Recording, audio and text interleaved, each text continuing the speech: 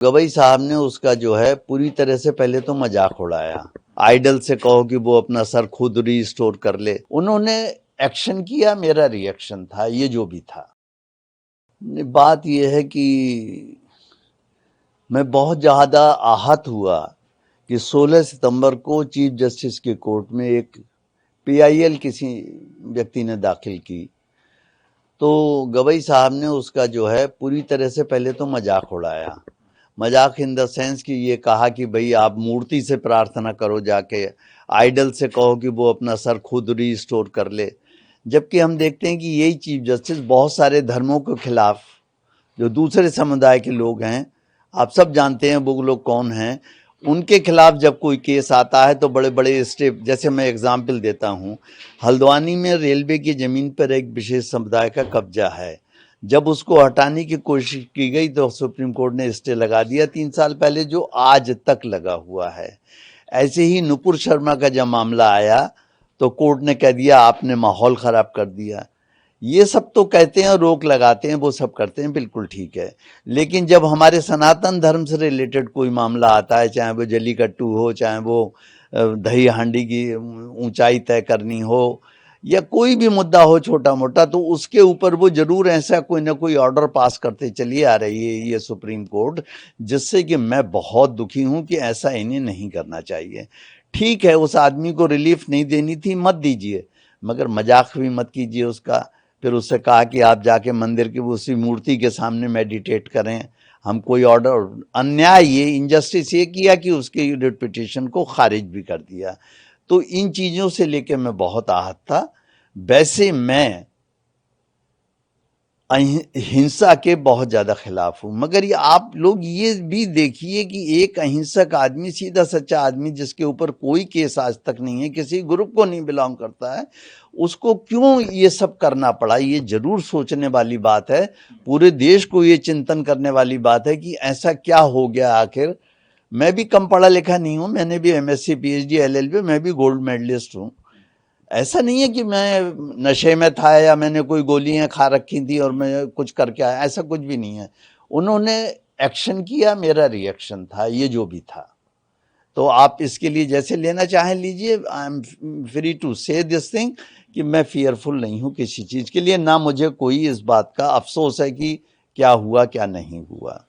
Sir एक सवाल ये है कि कल आप सुप्रीम कोर्ट जब गए तो क्या आपका कोई मैटर लगा हुआ था या फिर आप पहले से सोच के गए थे कि हाँ मुझे। नहीं, मेरा मैटर नहीं लगा हुआ था, लेकिन ये बात है कि मैं पहले से सोच के इसलिए गया था क्योंकि 16 सितंबर के बाद से मुझे नींद नहीं आ रही थी, और कोई परमात्मा की शक्ति मुझे नींद से उठा उठा के कहती थी कि भाई ये क्या कर रहे हो, तुम सो रहे हो, देश जल रहा है, तुम सो रहे हो। तो इसलिए मुझे ये करना पड़ा।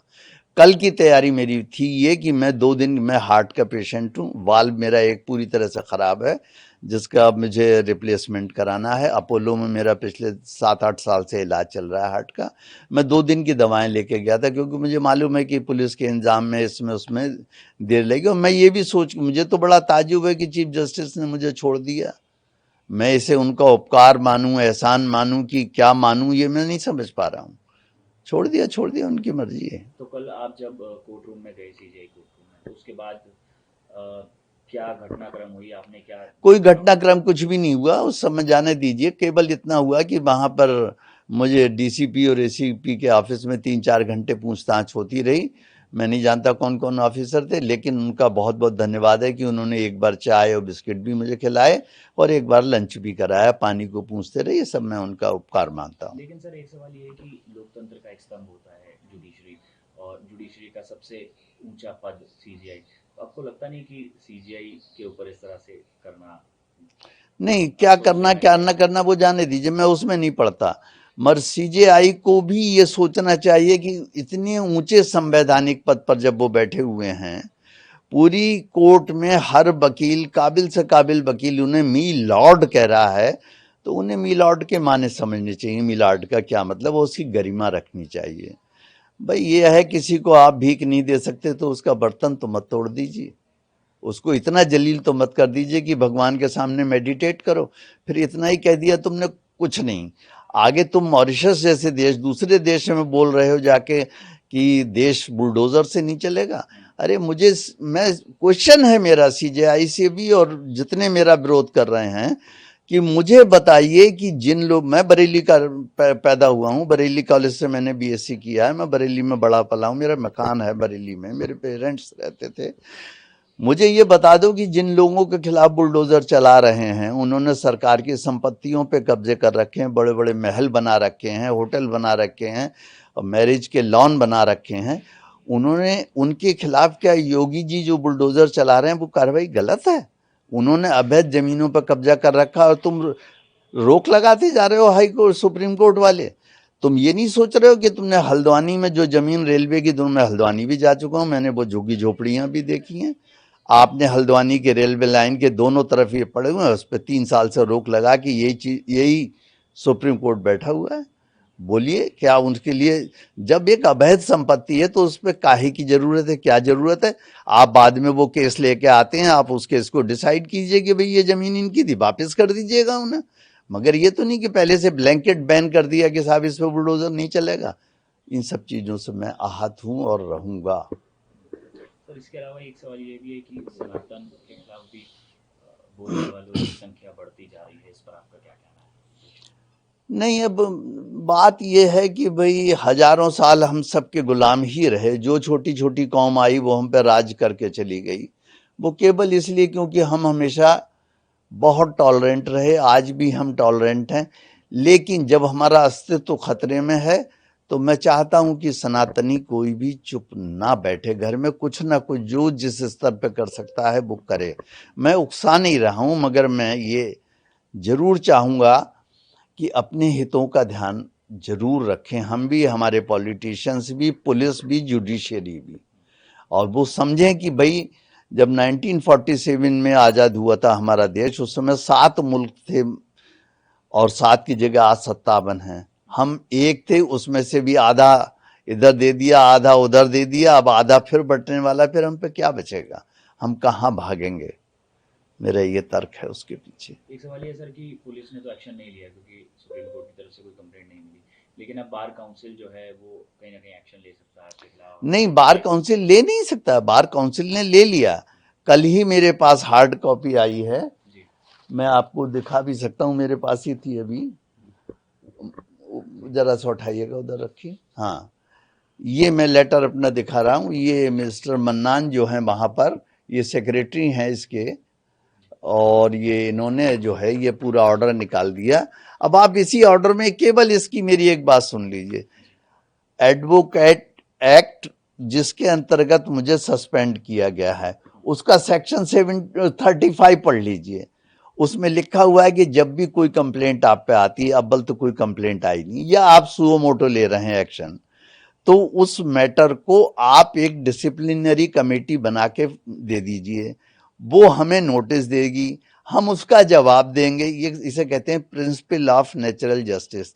अब आप देखिए क्या कमाल है, इतने बड़े, जिसे आप कहते हैं बार काउंसिल, उसने इन नियमों का उल्लंघन कर दिया मेरे मामले में। उन्होंने मुझे कोई नोटिस नहीं दिया, कोई डिसिप्लिनरी कमेटी नहीं बनाई, एक ही आदमी ने ऑर्डर भेज दिया कि सस्पेंड हो गया आप, और अब आप कहीं प्रैक्टिस नहीं कर सकते। बताइए, कमाल की बात है। मेरे केस लगे हुए हैं जिनसे मैंने फीस ली हुई है, मुझे उनकी फीस रिटर्न करनी पड़ रही है। सवेरे ही एक सज्जन आए थे, अपनी फाइलें ले गए, जिन्हें मैं छोड़ के आ रहा था, आपने देखा था, और बड़ा सा बैग था, फाइलें थी, और उन्होंने कहा साहब पैसे में, जी मुझ पे आज थे नहीं पैसे। मैंने कहा मैं बाद में दे दूंगा आपको, और दूंगा मैं उन्हें, क्योंकि मैं किसी का पैसा नहीं मार सकता। तो मगर उन्हें भी सोचना चाहिए कि एकदम उन्होंने तुगलकी फरमान मेरे खिलाफ चालू जारी कर दिए कि आप सस्पेंड, ऐसे सस्पेंड होता है कोई? मैं जवाब दूंगा इसका उन्हें। सर एक सवाल ये है कि कल से हम देख रहे हैं सोशल मीडिया पर, और उसके अलावा ऑपोजिशन के कई सारे लीडर्स स्टेटमेंट दे रहे हैं, और उनका कहना है कि एक दलित जज के ऊपर इस तरह से ये तो बात को घुमा रहे हैं, प्रोपेगेंडा चलाया जा रहा है, आप क्या कहेंगे? हाँ, मैं ये कहूंगा कि मेरा नाम है डॉक्टर राकेश किशोर, क्या कोई मेरी जात बता सकता? हो सकता है मैं भी दलित हूँ।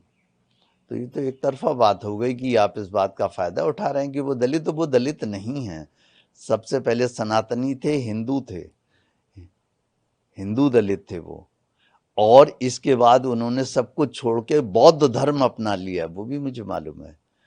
और वो ये भी मालूम है कि उनके बौद्ध धर्म अपनाने के बाद अगर वो हिंदू धर्म से अपने आप को समझते हैं कि मैं बाहर निकल आया, तो अब दलित कहाँ रह गए। ये तो मानसिकता की बात है। और ये जितने दलित कह के है, ये तो आप देख रहे हैं कि लोग इसी सरकार को गिरा के और चाहते हैं कि देश पर से गुलाम हो जाए। ये उनकी राजनीति है, करते हैं दीजिए। मेरा दलित उलित कुछ नहीं है। इसके अलावा सर एक ये भी है चीज़ें कि कुछ लोग एक ये तबका है कि वो ये कह रहा है कि एक इंसिडेंट हुआ उसमें पुलिस ने कोई एक्शन नहीं लिया, सुप्रीम कोर्ट ने कोई एक्शन लिया, अब आगे लोगों का मनोबल बढ़ेगा, इस तरह के इंसिडेंट बढ़ सकते हैं, आपको लगता है? नहीं, ये इंसिडेंट बढ़ सकते हैं, इसका कोई, अरे इसका क्या महत्व है। जजेस को भी अपनी सेंसिटिविटी बढ़ानी चाहिए। लाखों करोड़ों केस पड़े हुए हैं, पेंडिंग हैं, क्यों पड़े हुए हैं। मैं आपको एक छोटा सा एग्जाम्पल और देता हूं। एक मेरे फ्रेंड है, उनका कड़कड़डुमा कोर्ट में मोटर व्हीकल एक्ट का चल रहा है केस। एक्सीडेंट हो गया था, और कब, जब वो 2002 में वो लगी हुई थी, क्या कहते हैं, कोरोना काल था। और उसमें साफ उसने खुद कहा है, विक्टिम ने, कि मैं रॉन्ग साइड से मोटरसाइकिल लेके आ रहा था, हेलमेट नहीं लगाए हुए था, ड्राइविंग लाइसेंस नहीं था, और एक्सीडेंट के सीन पे कोई स्क्रैचिंग निशान नहीं है पहियों के। जब मैंने जज की पिछली बार मैं गया उनकी अदालत में, मैंने कहा हुजूर ऐसे, तो उन्होंने कहा आप क्या चाहते हैं मैं अभी केस खत्म कर दूं। कमाल है भाई, ये तो प्राइमा फेसाई चीज है कि अगर आदमी ये गलत आ रहा है, ड्राइविंग लाइसेंस नहीं है, मोटरसाइकिल चला रहा है, और गाड़ी के एक्सीडेंट भी ऐसे नहीं, उसको वो तो गिरा मोटरसाइकिल से, उसकी पैर की हड्डी टूट गई। ये तो नहीं थी कि हमारी गाड़ी का पहिया चढ़ गया और हड्डी के टूट के कुर्चा कुर्चा हो गया और जरा जरा सी चिप्स उधड़ गई उसकी। कुछ नहीं हुआ, ना मोटरसाइकिल डैमेज हुई, ना कार डैमेज हुई। अब इस पे आप केस 4 साल से चल रहा है, और वो जिसके खिलाफ चल रहा है वो बहुत बड़े हॉस्पिटल में बेचारे डॉक्टर हैं, वो हर डेट पे हाथ जोड़ कर खड़े हुए हैं वहां पे। तो ये इस तरह से केस के प्रोसेस ऐसे बना लिए हैं कि बढ़ाते चले जाओ, बढ़ाते ही चले जाओ ऐसे। तो इसमें कोई क्या करेगा। सर एक आखिरी सवाल, क्या जो घटना हुई कल की, क्या अफसोस है सर आपको? बिल्कुल अफसोस नहीं है। ना ना ना ना ना, मैं माफी मांगने वाला हूं, ना मुझे अफसोस है। मैंने कुछ भी नहीं किया है। आप मेरे ऊपर सवाल उठा रहे हैं। परमात्मा ने जो करवाया वो मैंने किया, मैं करता नहीं, महज साक्षी हूं। वो उसने करवाया, उसकी इच्छा पूरी हो। उसकी इच्छा होगी कि मैं जेल जाऊं, या मुझे फांसी लगा दी जाए, या मुझे मार दिया जाए, तो वो परमात्मा की इच्छा है। मैं कहता हूं वो परमात्मा की इच्छा पूरी हो।